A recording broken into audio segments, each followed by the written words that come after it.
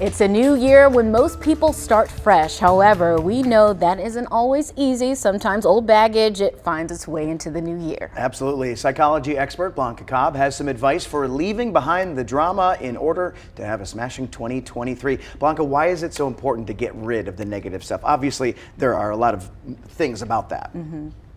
Yeah, just realize this. Anything that held you back, that didn't let you live the life or be who you wanted to be, is not a good thing to have in your life. Because why? You're going to have a repeat, and it's going to be, instead of Groundhog Day, it's going to be Groundhog Year, and nobody wants that.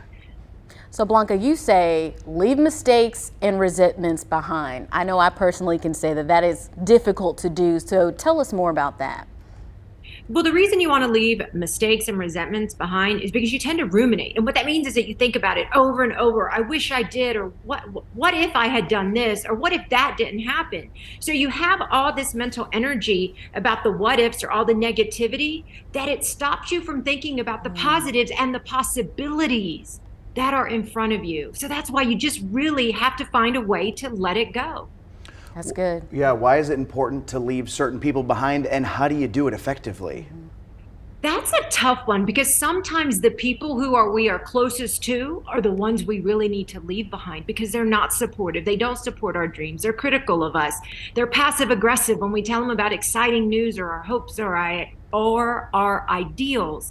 And that is so difficult. But this is where you just have to say, look, I can still love them at a distance.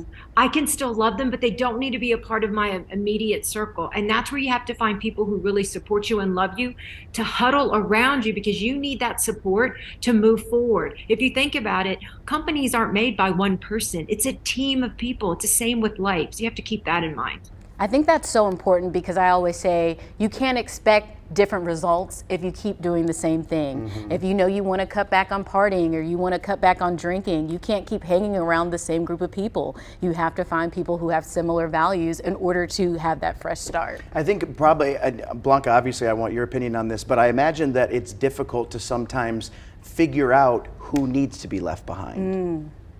Oh, it definitely can be, but this is where you need to put more like your detective skills on, turn those on, and just really sit back and watch what happens when you share stories, when you share news. How are they really supporting you? Are they being passive aggressive?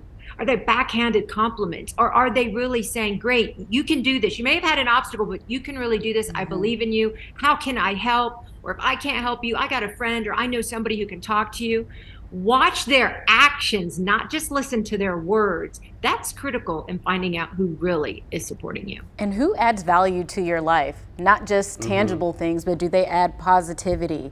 Do they add encouragement, as you said? But I think just really seeing, how does this person make me better, make my situation better? That's a great point. Yeah, lots of great stuff to talk about, but we can continue the conversation with Blanca on her Facebook page, Blanca Cobb, Body Language Expert.